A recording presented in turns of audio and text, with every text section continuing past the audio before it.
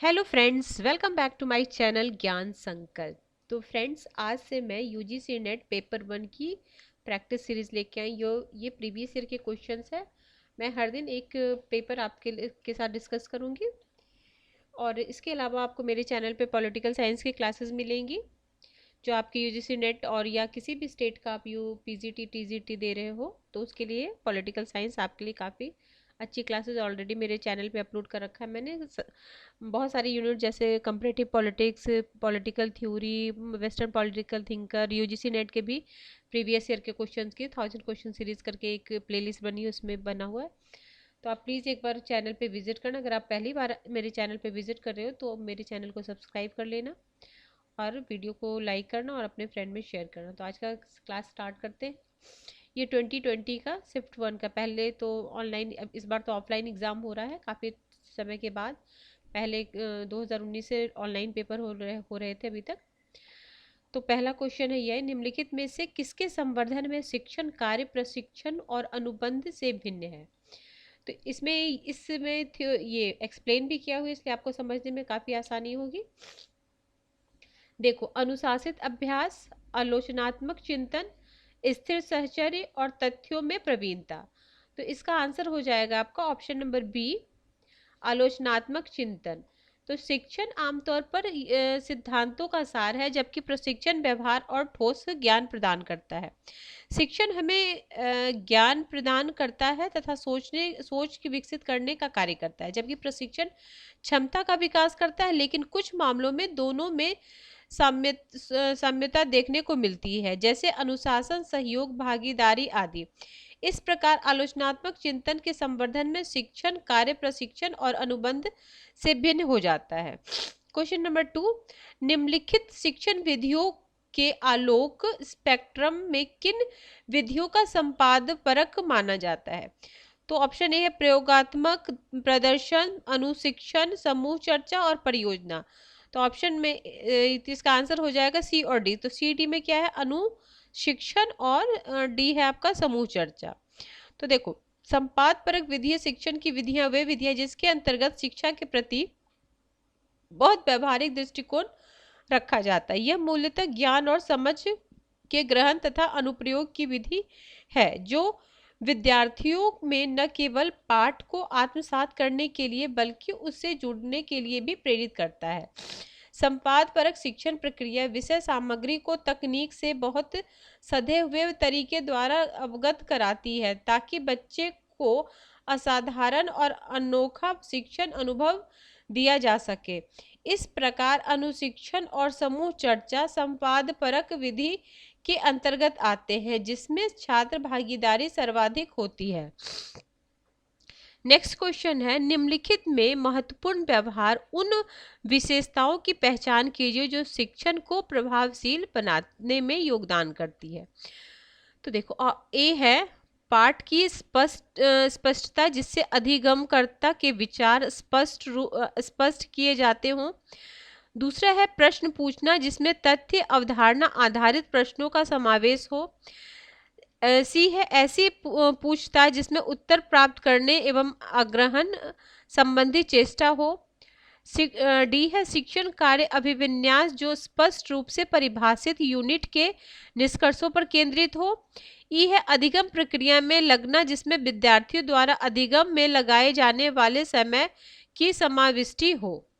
तो इसका ऑप्शन मतलब सी हो जाएगा। सी में ए कौन कौन सा सही है ना, योगदान करता। तो देखो, ए, डी और ई। एक बार मैं ए डी फिर से पढ़ दे रही हूँ। देखो, क्या पूछ रहा था कि निम्नलिखित महत्वपूर्ण व्यवहार में उन विशेषताओं की पहचान की जो शिक्षण को प्रभावशील बनाने में योगदान करते थे। पहला तो पाठ को स्पष्टता, जिसमें अधिगमकर्ता के विचार स्पष्ट हो। शिक्षण कार्य अभिविन्यास, जो स्पष्ट रूप से परिभाषित यूनिट के निष्कर्षों पर केंद्रित हो। अधिगम प्रक्रिया में लगना, जिसमें विद्यार्थी द्वारा अधिगम में लगाए जाने वाले समय की समाविष्टि हो। तो option number C is the right answer. अगला क्वेश्चन है, ये सारे टीचिंग एप्टीट्यूड से क्वेश्चन है, ठीक है। विद्यार्थी अधिगम में योगदान देने वाले निम्नलिखित में कौन से कारक है जिन्हें सामाजिक दक्षता के रूप में माना जाता है? अभिप्रेरणा, बौद्धिक क्षमता, सामाजिक कौशल, पारिवारिक मदद, अधिगमकर्ता की विशिष्ट योग्यता। तो ये आंसर हो जाएगा ACD। ACD में क्या क्या है, ये A, C और D, ये सामाजिक दक्षता की बात कर रहा है। ठीक है, तो इसमें अभिप्रेरणा हो जाएगा, सामाजिक कौशल हो जाएगा, पारिवारिक मदद हो जाएगा, ये बौद्धिकता और अधिगमकर्ता की विशिष्ट योग्यता, ये सेल्फ वाले में, ये सामाजिक क्षमता में नहीं होगा। ठीक है, तो ACD is the right answer. अब ये मैच द फॉलोइंग है, ये क्या है, परीक्षा में विश्वसनीयता की आकलन विधि दी गई है जबकि सूची 2 में व्याख्या की गई है। तो परीक्षा, पुनर्परीक्षा विधि, वैकल्पिक परीक्षा विधि, अर्थ विच्छेदन विधि, अंतर्निर्धारित विधि। तो इसका देखो ए में हो जाएगा, देखो ए का हो जाए परीक्षा पुनर्परीक्षा विधि में हो जाएगा तीसरा में क्या, दो विभिन्न सत्रों में एक ही समूह के लिए एक ही परीक्षा प्रशासित करना, ये हो गया परीक्षा पुनर्परीक्षा विधि ए में 3। और फिर वैकल्पिक परीक्षा में हो गया आपका दो विभिन्न सत्रों को एक ही समूह के लिए परीक्षा के दो प्रारूपों को प्रशासित करना, ये हो जाएगा वैकल्पिक में। अर्थ विच्छेदन विधि, तो अर्थ विच्छेदन हो जाएगा एक सत्र में सह संबंध के लिए परीक्षा के दो समतुल्य आधे सत्रों की परीक्षा का संचालन करना, ये हो जाएगा आपका ये फर्स्ट। अंतर्निर्धारक विधि, तो अंतर्निर्धारक विधि हो जाएगा ये स्वतंत्र रूप से परीक्षा के दो या दो से अधिक निर्धारक अंक प्राप्त करना, ये हो जाएगा सेकंड। ठीक है, ये परीक्षा पुनर्परीक्षा टेस्ट रीटेस्ट मेथड, यह एक विश्वसनीयता से संबंधित है जिसके अंतर्गत निश्चित समयांतराल पर परीक्षा तथा पुनर्परीक्षा का आयोजन किया जाता है। पुनर्परीक्षा में समान समूह का ही इस विद्या में परीक्षा लिया जाता है। इस तरह दो परिणामों के माध्यम सम्यता स्थापित की जाती है। वैकल्पिक परीक्षा अल्टरनेटिव फॉर्म मेथड, इसके समानांतर विधि के नाम से भी जाना जाता है। देखो इसका और क्या नाम है, समानांतर विधि। इस विधि के उपयोग सभी प्रकार के मापक उपकरणों की विश्वसनीयता अनुमान लगाने के लिए शिक्षा विस्तार, विकास और अनुसंधान में बड़े पैमाने पर किया जाता है। इसके अंतर्गत दो विभिन्न सत्रों में एक ही समूह के लिए परीक्षा के दो प्रारूप प्रशासित किए जाते हैं। अर्थ विच्छेदन विधि, स्प्लिट हाफ मेथड, तो इस विधि में एक बार एक ही परीक्षा दी जाती है जिसमें एक ग्रेड प्रत्येक आधे भाग को अलग से सौंपा गया और प्रत्येक आधे भाग को ग्रेड की तुलना की जाती है। अंतर निर्धारक विधि, तो ये है आपको इंटर-रेटर मेथड्स, यहाँ पर परीक्षण एक बार प्रशासित किया जाता है, स्कोर प्रतिक्रिया औसत समानता पर आधारित होता है। क्वेश्चन नंबर 6, अब ये अनुसंधान से इसमें आ जाए। देख, निम्नलिखित में कौन शोध हस्तक्षेप आधारित चक्रीय प्रक्रिया और सुधार केंद्रित है, तो ये आपका क्रियात्मक शोध है। देखो, क्रियात्मक अनुसंधान एक ऐसी सुव्यवस्थित एवं अन्वेषण क्रिया है जिसका उद्देश्य सुधार एवं परिवर्तन से संबंधित व्यक्तियों द्वारा किया जा रहे वर्तमान प्रयासों का अध्ययन करना है, जिसमें संरचनात्मक परिवर्तन लाना होता है। जैसे एक शिक्षक अपने शिक्षण कार्य को अधिक प्रभावशाली बनाने के उद्देश्य से तथा विद्यालय प्रशासक का अपने प्रशासन को अधिक सुदृढ़ बनाने के लिए किया गया अध्ययन भी इसी श्रेणी में आता है। नेक्स्ट क्वेश्चन, किसी शोध परियोजना में उचित प्रचलित परीक्षा का उपयोग करते हुए शोधकर्ता को निराकरणीय परिकल्पना को निरस्त करने के साक्ष्य प्राप्त हो जाते हैं। ऐसा करने से किस प्रकार की त्रुटि होने की संभावना होती है, तो इसमें अल्फा त्रुटि होती है। क्या है, देखो इसको, जब शून्य परिकल्पना स्कोर किए जाने योग्य हो किंतु वह गलती से अस्वीकार हो, तब प्रथम टाइप त्रुटि मानी जाती है जिसे अल्फा त्रुटि कहते हैं। अल्फा स्तर बढ़ने पर 0.05 या 0.01 या 0.001 होने पर टाइप पर त्रुटि होने की संभावना बढ़ जाती है, क्योंकि 0.01 का अर्थ 100 में से एक बार कोई प्रयोग गलती हो सकता है, तथा 0.001 का अर्थ है गलत होने की संभावना हजारों में से एक हो। जैसे देखो, इसको अगर नीचे करोगे तो नीचे 1000 हो जाएगा ना, ये पॉइंट, तो इस ऐसे बताया गया है। इस प्रकार शोध परियोजना में उचित प्रचलित परीक्षा प्रयोग। ठीक है, अगला क्वेश्चन नंबर 8 है, कॉलेज विश्वविद्यालय का कोई अध्यापक किसी बड़े परियोजना में अपने शोध परिकल्पना के परीक्षण की योजना बनाता है, तो इस संबंध में निम्नलिखित में से किन कथनों को संगतपूर्ण माना जा सकता है? तो इस देखो, एक शोध परिकल्पना में चरों के बीच संबंधों का स्पष्ट रूप से उल्लेख होना चाहिए।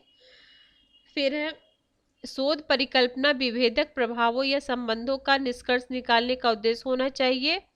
फिर शोध परिकल्पना निराकरण परिकल्पनाओं के परिणाम का निर्धारण कर अप्रत्यक्ष रूप से अंतिम निर्णय पर पहुंच जा सकता है। तो ए, बी और E is the right answer, option D सही है।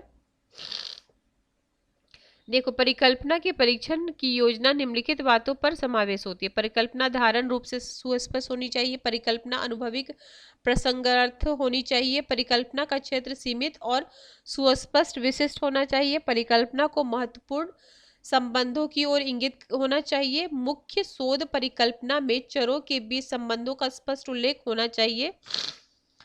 शोध परिकल्पना में विभेदक प्रभावों या संबंधों का निष्कर्ष निकालने का उद्देश्य होना चाहिए। शोध परिकल्पना पर निराकरणीय परिकल्पना के परिणाम का निर्धारण कर अप्रत्यक्ष रूप में अंतिम निर्णय पर पहुंचा जा सकता है। इस प्रकार वही आंसर। ठीक है, क्वेश्चन नंबर 9, इसमें क्या है? प्रतिचयन तकनीक और व्याख्या। सामान्य यादृच्छिक प्रतिचयन सैंपलिंग, व्यवस्थित प्रतिचयन, विमात्मक प्रतिचयन, स्नोबॉल प्रतिचयन। तो इसका आंसर हो जाएगा बी, ए में हो जाएगा सामान्य यादृच्छिक प्रतिचयन में हो जाएगा आपका प्रत्येक यूनिट को चयनित करने के लिए समान और स्वतंत्र अवसर। ठीक है, व्यवस्थित प्रतिचयन, व्यवस्थित में हो जाएगा अंतराल से प्राप्त किए जाए और इसका उपयोग यूनिट को निकाला जाए जहां n समिष्ट आकार और साइज n निर्देशित हो। ये व्यवस्थित में हो गया। फिर विमानात्मक हो जाएगा प्रतिदर्श संरचना आलेख से पूर्ण अभिज्ञाप्ति विभिन्न विशिष्ट लक्षणों के अनुसार यूनिट को अभिज्ञापित किया जाता है। और फिर लास्ट में हो गया स्नोबॉल, प्रथम सदस्य यूनिट द्वितीय यूनिट को अभिज्ञापित करने के लिए प्रयोग की जाती है। यह अनवरत चलता रहता है, ये वाला। ठीक है,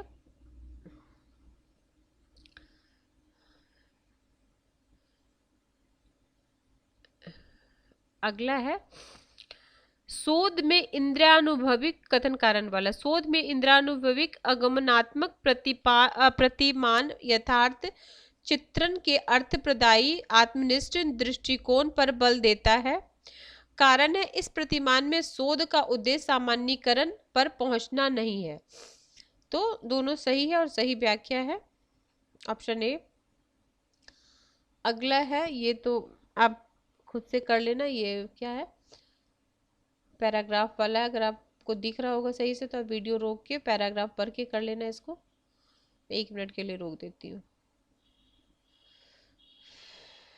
कितना तक है पैराग्राफ? आपको 11 से 15 तक है। ठीक है, 16 क्वेश्चन हम जाते हैं। देखो, अब कम्युनिकेशन का है। कक्षीय संप्रेषण में चयन के भाग की अवधारणा का निर्धारण निम्न संबंधित प्रतिफल की उपेक्षा द्वारा किया जाता है। तो आवश्यक प्रयास, ऑप्शन ए। देखो, चयन के भाग फ्रैक्शन ऑफ सिलेक्शन की अवधारणा के जन्मदाता विल्बर श्राम, जिन्होंने वर्ष 1954 में यह अवधारणा दी थी, कि इस बात पर बल देती है कि एक व्यक्ति जो बड़े पैमाने पर मीडिया का चयन करता है वह पुरस्कार की मात्रा को प्रदर्शित करता है। यह किसी व्यक्ति को प्राप्त करने के लिए किए जाने वाले प्रयासों के संबंध में चयनित माध्यम से हासिल करने का आवश्यक प्रयास है। अतः कक्षीय संप्रेषण में चयन के भाग की अवधारणा का निर्धारण आवश्यक प्रयास से संबंधित प्रतिफल की अपेक्षा द्वारा किया जाता है। अगला है क्वेश्चन नंबर 17। लिखित संप्रेषण की प्रभाविता इन पर आधारित है। किस पे आधारित है लिखित संप्रेषण की? बहुत लंबा प्रतिपुष्टिकरण, दूसरा पेचीदा वाक्य विन्यास, लिखने के बाद संपादन, वाक्यों में सूक्ष्मता, कठिन शब्दों का प्रयोग, शब्दों का प्रभावी प्रयोग। तो इसका है ये सी, ऑप्शन सी। तो उसमें क्या क्या आएगा? ये सी सही है, डी सही है वाक्यों का सूक्ष्मता, और आपका एफ सही है शब्दों का प्रभावी प्रयोग। ठीक है, C D F, option C is the right answer. देखो कुछ बातों को ध्यान में रखे जाए जो प्रभावी संप्रेषण होते क्या है। सरल शब्द वाक्यों का उपयोग, छोटे और परिचित शब्दों का उपयोग, चित्रण तथा उदाहरण का प्रयोग, अनावश्यक शब्दों से बचना, उपयुक्त शैली संदेश। ठीक है, फिर है असर्शन रीजन का क्वेश्चन है। एक, यह अध्यापक की जिम्मेदारी है कि वह विभिन्न अंतर क्रिया तकनीक की सहायता से विद्यार्थियों को सक्रिय श्रोता बनाए। क्योंकि अध्यापक केंद्रित संप्रेषण विद्यार्थियों को निष्क्रिय श्रोता बनाता है। देखो, यह अध्यापक की जिम्मेदारी है कि वह विभिन्न अंतर क्रिया तकनीक की सहायता से विद्यार्थियों को सक्रिय श्रोता बनाए। ठीक है, अध्यापक केंद्रित संप्रेषण विद्यार्थियों की निष्क्रिय बनाता है। तो दोनों सही नहीं, ऑप्शन बी इसका राइट आंसर होगा। नहीं, ये गलत होगा, ऑप्शन बी होगा। दोनों सही बट सही व्याख्या नहीं है। ये है क्वेश्चन नंबर 19। क्वेश्चन नंबर 19 है आपका सूची संप्रेषण और विशेषता। अंतर्व्यक्तिक समूह और जनसमूह। तो इसका आंसर है डी। देखो क्या है, अंत व्यक्ति में हो जाएगा स्वयं, ये स्वयं से। ठीक है, अंतर्व्यक्तिक हो जाएगा व्यक्तियों के मध्य। समूह हो जाएगा आपका सेकंड, लघु संगठन के बीच। जन समुदाय, अज्ञात श्रोताओं की बड़ी संख्या। जन समुदाय हो गया तो बहुत समूह छोटा हो गया और उसमें बड़ा हो गया। ठीक है, आगे है आपका क्वेश्चन नंबर 20। कक्षागत स्थिति में व्यक्तित्व द्वंद्व प्रभावी अंतःक्रिया के लिए बाधक है। अव्यक्तिक संप्रेषण कक्षा परिवेश में प्रायः सर्वोत्तम समाधान माना जाता है। तो इसका हो जाएगा ए सही है किंतु आर सही नहीं है। मतलब ये सही है बट ये सही नहीं है। अगला है, नीचे दिए गई संख्या में पहली संख्या दूसरी संख्या। अब ये मैथ्स का क्वेश्चन है, आप देख लो, खुद से सॉल्व कर लेना। देखो 21, ये भी मैथ्स का है, इधर मैथ्स का है, ये रीजनिंग है। रीजनिंग में क्या, ए बी सी एफ। ठीक है, तो ए बी सी तो लगातार है, फिर ई छूटा हुआ, फिर एफ है, फिर बी सी डी है, फिर हो गया B C D E F G, तो दो छूटा हुआ है, फिर है सी डी ई डी, फिर 3 है छूटा हुआ, तो इसका ऑप्शन हो जाएगा सी। ठीक है, एच आई जे। ठीक है, अगला है, न्याय दर्शन में न्याय वाक्य की क्रमबद्धता है। न्याय दर्शन में न्याय वाक्य की क्रमबद्धता है, कैसे उसमें है, तो इसमें स्टार लगा हुआ देखो। तो न्याय दर्शन में न्याय का क्रम क्या है, पहले हो जाएगा प्रतिज्ञा, फिर हो जाएगा हेतु, ई सी होना चाहिए था, फिर उदाहरण, फिर बी ई सी नहीं ई सी होना चाहिए, ई सी, हाँ ई सी बी होगा, फिर है,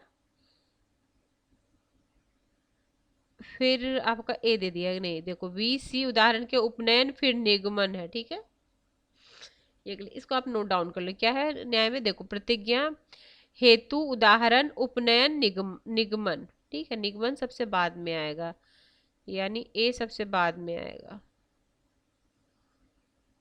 ठीक है, चलो इसको आप लिख लेना। न्याय में क्या क्या है एक बार मैं फिर से याद दिला दे रही हूँ। क्या है, पहले तो प्रतिज्ञा होगा, फिर हेतु होगा, फिर उदाहरण होगा, फिर उपनयन होगा, फिर निगमन होगा।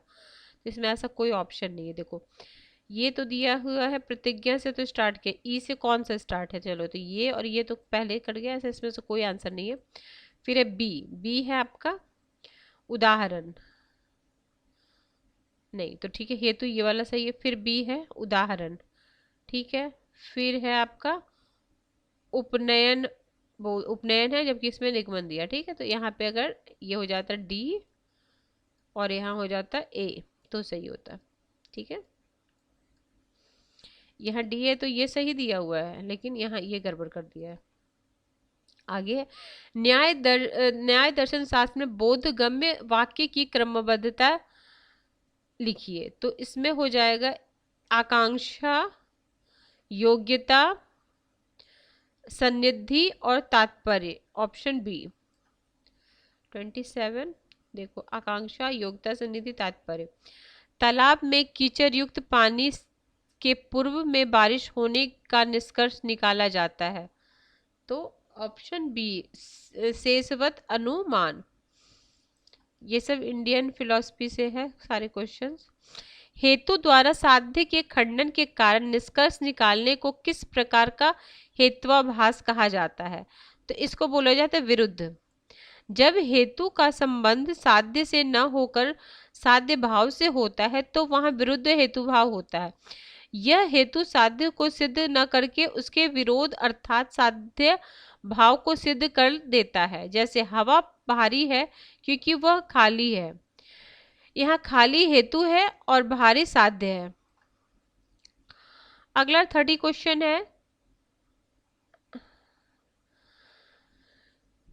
देखो क्या है 30 क्वेश्चन। दो इसमें इन दो प्रवृत्तियों को कूट के सही, ठीक है।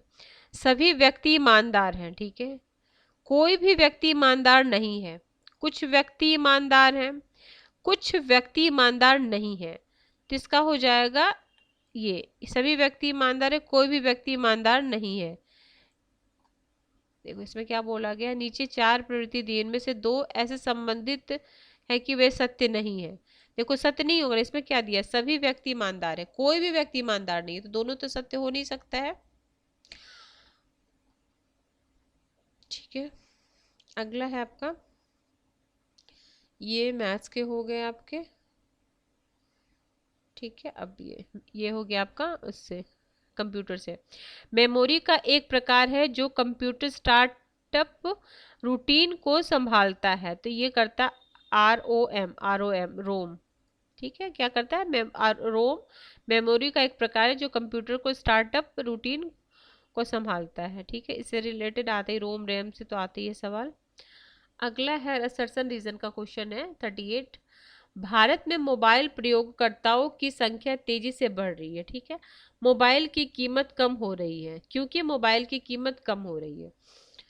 तो ठीक है, ऑप्शन ए हो सकता, दोनों सही है, सही व्याख्या इसलिए ज़्यादा हो रही है। ठीक, तो कॉमन सेंस से लग जाता। अगला है ऑफिस 2007 में माइक्रोसॉफ्ट वर्ड डॉक्यूमेंट्स का फाइल विस्तार है। तो ये तो .docs। दशमलव संख्या 9 हेतु द्विचर संख्या क्या होगा, ये हो जाएगा 100। देखो 9 से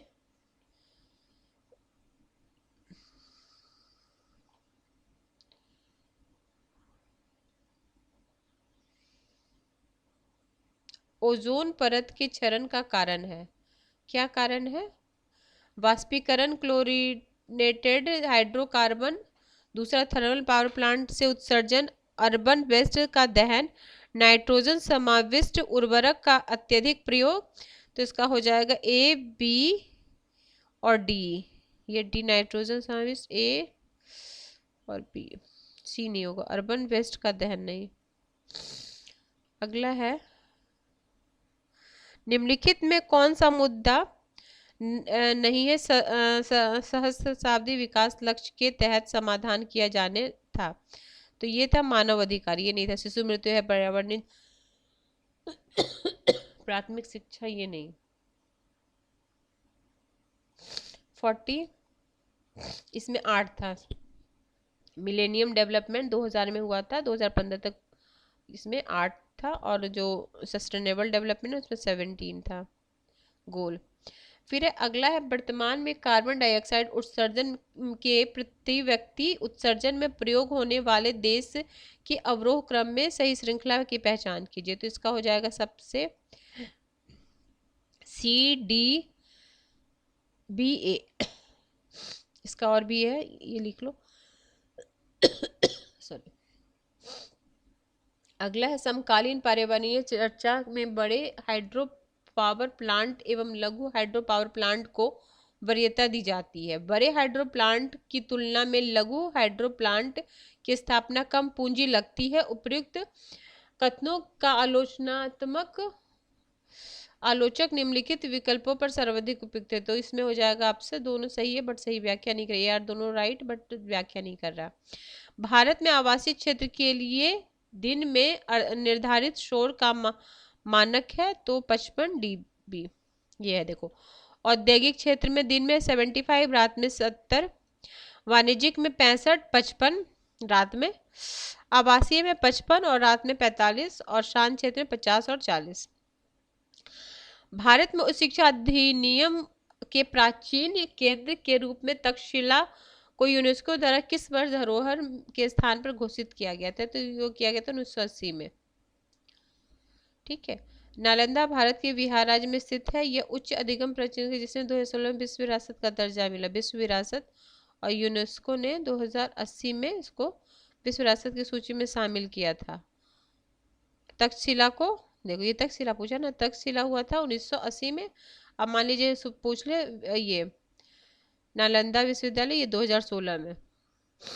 अगला है, राष्ट्रीय उच्चतर शिक्षा अभियान जो एक केंद्र प्रायोजित योजना है जिसका उद्देश्य मात्र राज्य उच्चतर शैक्षणिक संस्थाओं को सामरिक वित्त पोषण प्रदान करना है, का शुभारंभ किया गया। तो इसका शुभारंभ 2013 में किया गया। 48 क्वेश्चन, उच्चतर शिक्षा में सकल नामांकन अनुपात उच्च शिक्षा में कुल उम्र निर्माण प्रदत्त स्कूल में पात्र आधिकारिक जनसंख्या के प्रतिशत के रूप में अभिव्यक्त होता है। इस संबंध में निम्नलिखित में कौन सा आयु समूह पात्र आधिकारिकता जनसंख्या को निर्धारित करती है? तो ये 18 से 33, मतलब 18 से 23। ठीक है। 49 क्वेश्चन, 49 है, निम्नलिखित में कौन सा कथन मूल्य परक शिक्षा की सर्वोत्तम व्याख्या करता है? तो इसका आंसर है CDE। सी, विद्यार्थी विशेषकर अपनी माता पिता का अवलोकन करते हैं, उनसे प्रौढ़ व्यवहार सीखते हैं। फिर है, विद्यार्थी स्वयं अपनी अंतर आत्मा का अन्वेषण और खोज करते हैं। ई है, यदि विद्यार्थी को अपने जीवन में अपना स्थान निश्चित करने के लिए प्रोत्साहित करता है। तो ये दोनों